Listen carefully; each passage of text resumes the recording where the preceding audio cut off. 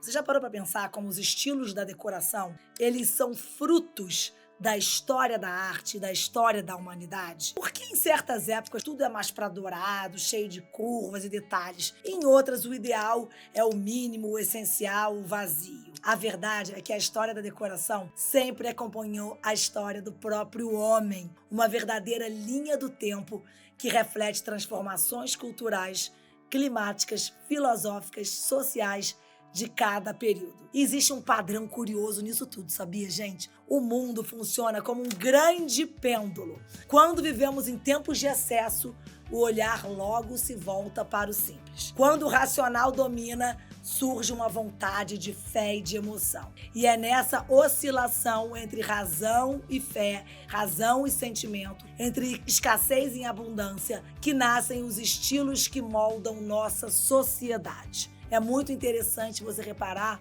como os homens, eles são frutos do seu tempo e o seu tempo está sempre dando resposta ao tempo anterior.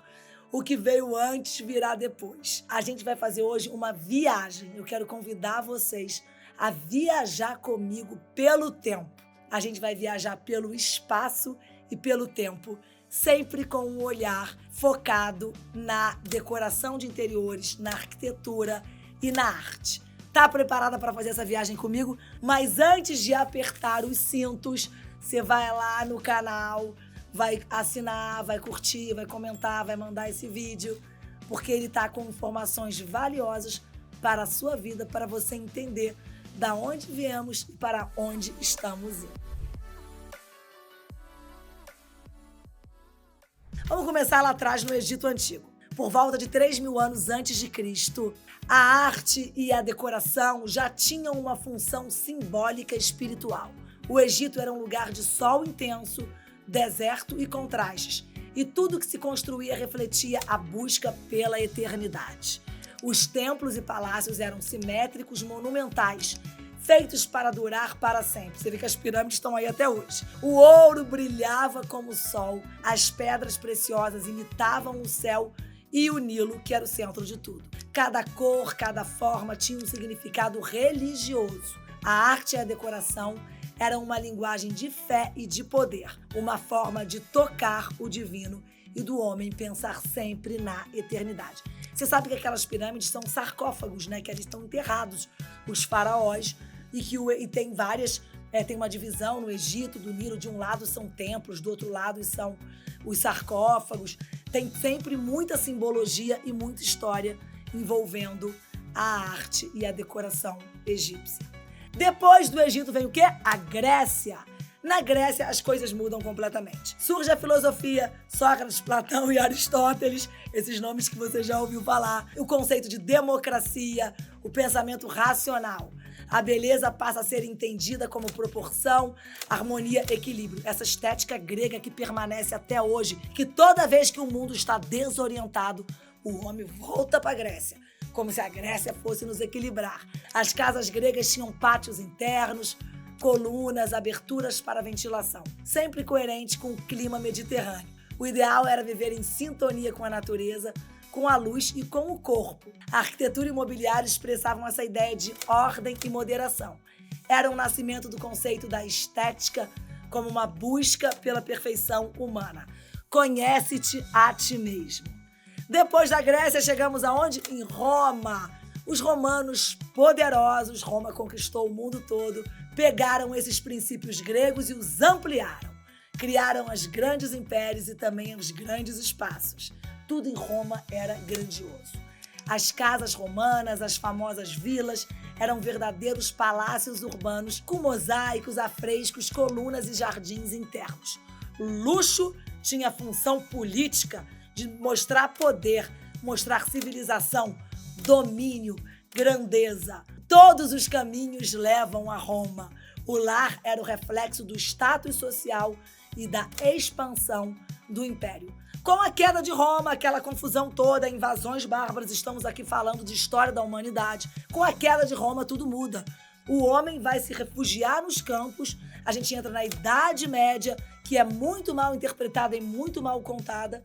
A Idade Média, onde se tiveram os mosteiros, os castelos, onde você tem uma produção intelectual altíssima, você tem o surgimento do canto gregoriano, você tem todo um resguardo da civilização, porque aquela civilização que ruiu em Roma, ela foi resguardada pelos mosteiros que salvaram a cultura, a civilização na Europa. Esse cenário se transforma radicalmente, as cidades se retraem e os mosteiros são espalhados pelos campos na Europa, pela Europa toda. E muitos deles permanecem até hoje e são heranças culturais, verdadeiros tesouros que se perpetuaram. O medo das invasões bárbaras realmente aumenta, a vida se recolhe para dentro dos castelos, dos feudos, dos mosteiros, começa a ter uma constituição da cidade diferente. O clima frio do europeu influencia diretamente a arquitetura. Aquelas paredes grossas, aquelas janelinhas pequenininhas, até porque o homem não tinha esse domínio da engenharia. Tinha que construir com aqueles arcos, os interiores mais escuros e austeros, mas tudo apontando para o alto. Você entra numa catedral gótica, elas são verdadeiras experiências que colocam o homem pequenininho diante do transcendente, diante de Deus, diante daquilo que é maior do que a gente. As catedrais góticas estão aí até hoje e são visitadas na Europa inteira, assim como os castelos. Aí vem muitas coisas interessantes, gente. As tapeçarias, que começaram desde essa época e estão aí até hoje.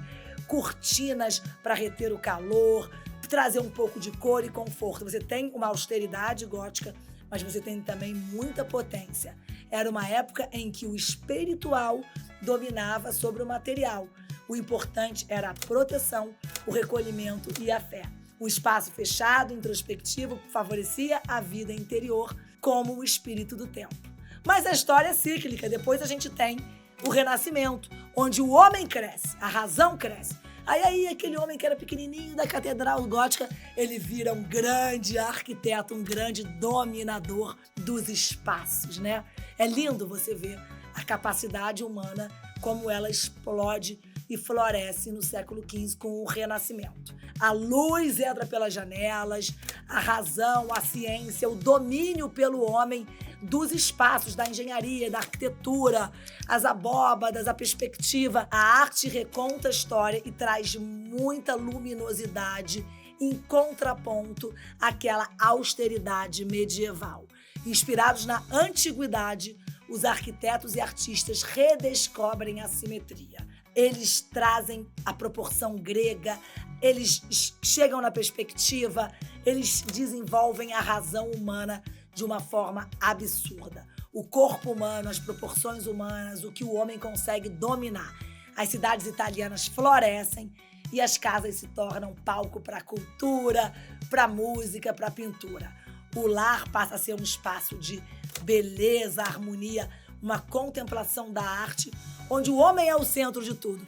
Mas seria mesmo o homem o centro de tudo? É muito interessante a gente ver esse contraponto da Idade Média e do Renascimento. Isso tudo reflete no design de interiores, na arquitetura e na arte. O pensamento humanista molda não só a arte, mas também o modo de viver, e temos consequência disso até hoje. Logo depois do Renascimento, a gente vem o quê? O Barroco, né? Barroco surge com uma emoção, com uma força, uma resposta. A Europa vivia um tempo de contradições, lutas por fé, poder, riqueza e incertezas. Os grandes reinos se consolidavam, a vida cortesã se tornava mais sofisticada e a arte refletia esse desejo de expressar o sagrado e o grandioso. As construções barrocas são espetaculares. Estão aí até hoje, são preservadas como tesouros da humanidade. O barroco é teatral, dramático, colunas retorcidas, mármores, domínio das pedras, claro e escuro, pintura no teto, luz e sombra. Tudo tem movimento, tudo quer envolver e emocionar. É uma estética da intensidade, da potência. A arte fala a alma e desperta o sentimento. Quando você fala que um ambiente é barroco, ele é um ambiente dramático, ele tem claro e escuro, ele tem coisas contorcidas. Depois o barroco, fazendo aqui um leve pincelada para o maneirismo, que o maneirismo é como se fosse um barroco exagerado, mais distorcido ainda. E logo em seguida de tudo isso vem o rococó. Quando você fala, isso aí tá muito rococó. Rococó, ele é tão forte que ele virou até uma forma de falar, essa aí tá meio rococó. Rococó, ele vem como uma pausa doce nesse drama todo, uma suavidade. Ele vem também pincelado por um pensamento que já está tocando ali o romântico, já vem vindo uma sensação mais do interior do homem, um sentimentalismo, as cores se suavizam, os ambientes se tornam mais íntimos e alegres. Fica mais alegre. O rococó ele vai adocicando aquele barroco e as camadas ficam mais muito branco com dourado. O luxo ainda existe e muito, mas agora ele é leve, delicado, quase brincalhão, suave. As formas são arredondadas, aquelas conchas, né, formato de concha, do rocaille, né, rococó. As flores aparecem em tons pastel, os tons pastel dominam. Rococó nasce nos salões franceses, mas também é reflexo de um novo ideal de vida: o prazer, a sociabilidade e o cotidiano. O espaço deixa de ser solene e passa a ser prazeroso. No fim do século XVIII, o neoclássico, quem já ouviu falar nesse termo? Neoclássico. O que é neo? Novo. Novo clássico. Tá? O homem voltando para a Grécia Antiga lá de novo. O homem está sempre voltando para a Grécia. O neoclássico traz de volta a razão. As escavações de Pompeia reacendem o interesse pelo mundo greco-romano. E o iluminismo reforça o culto, a lógica, a razão e o homem cada vez mais centro de tudo. As linhas se tornam retas, os móveis mais contidos, a decoração mais austera, sóbria, mas muito bonita, tá? Era uma época de revoluções políticas, renegociações, repactuações de poder, revolução industrial, social, e a estética acompanhava esse desejo de clareza e recomeço. Século XIX, muita coisa acontece, gente. Chega com velocidade. A Revolução Industrial, aí sim, ela muda tudo. O ritmo da vida, o modo de produzir, a própria ideia da casa, a relação do homem que sai do campo e vai para a cidade, a formação de um novo tipo de cidade. A cidade cresce, as fábricas se multiplicam, questões trabalhistas, questões de desigualdade, muitas formas da nova forma do homem viver e ser respeitado, equilibrado. O lar se torna um refúgio dessa vida moderna. A vida moderna é louca. Aí sim vai se falando em modernidade na prática, porque vem a Revolução Industrial e muda tudo. Você tem um estilo vitoriano que reflete esse tempo. Vitoriano por conta da rainha Vitória na Inglaterra. Ambientes cheios de tecidos, pesados, objetos em excesso, que mostra aquela potência industrial que era a Inglaterra. A tentativa de resgatar o calor humano em meio à frieza das máquinas. Você vai tendo muitos subestilos e múltiplos estilos que vão decorrendo dessa época, mas aqui o interesse nosso, a nossa ideia é a gente fazer uma linha do tempo para te situar e você fazer essa viagem pelo tempo comigo. Mas, como sempre, a reação vem logo depois. Lembra do pêndulo que eu falei? O movimento Arts and Crafts surge defendendo o valor do artesanal, do feito à mão, da beleza das imperfeições. Era uma forma de resistir à mecanização da vida e devolver almas aos objetos. O Arts and Crafts ele vem ali como um contraponto da Revolução Industrial, contra a massificação. São vertentes da mesma moeda. No final do século XIX, início do XX, o Art Nouveau, que quer dizer arte nova em francês, floresce como uma celebração da natureza.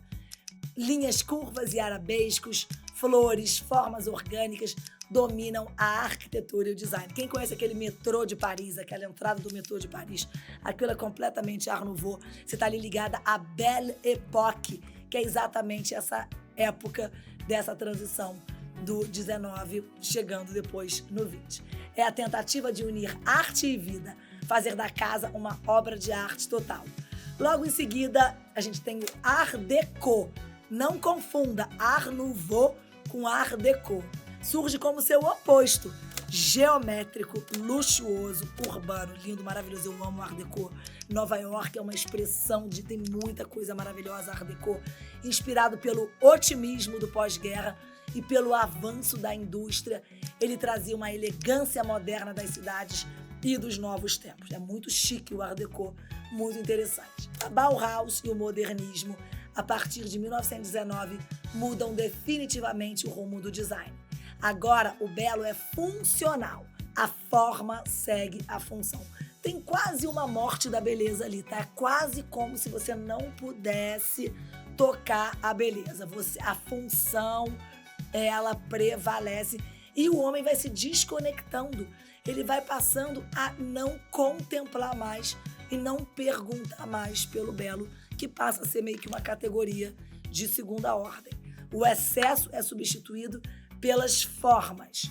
O lema é: a forma segue a função e se espalha pelo mundo.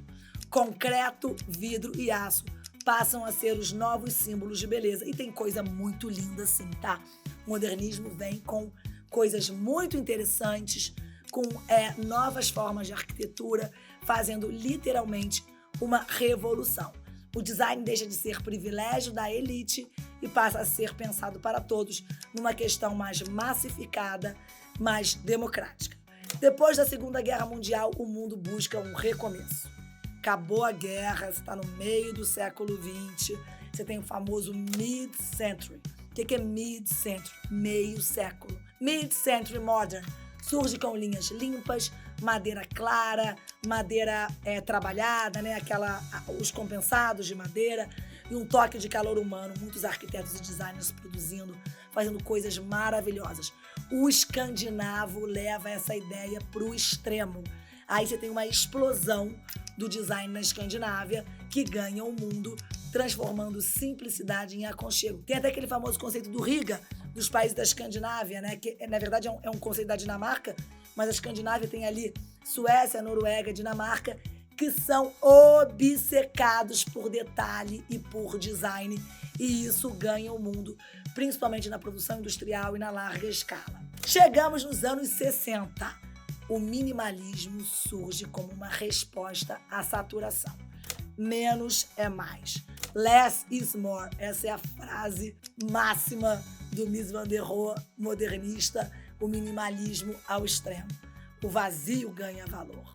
Mas o minimalismo, ele não é uma coisa que ele é pouco, que ele é nada. Ele tem uma perfeição da forma, ele tem um capricho nos encontros, ele é muito detalhista.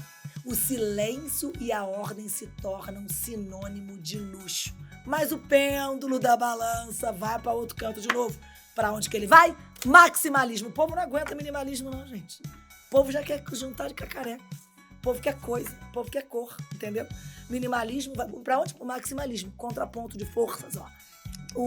Devolve a cor, o excesso, a mistura, volta lá para trás para as coisas mais clássicas, traz aquilo tudo e você vai fazendo uma mistura explosiva, interessante e sendo uma resposta para esse minimalismo. Nas mesmas décadas você aparece com o boho, que nasce daquela contracultura hippie, meio cigana, meio gypsy, liberdade estética, mistura de cultura, mistura do Oriente com o Ocidente, viagem, natureza, autenticidade.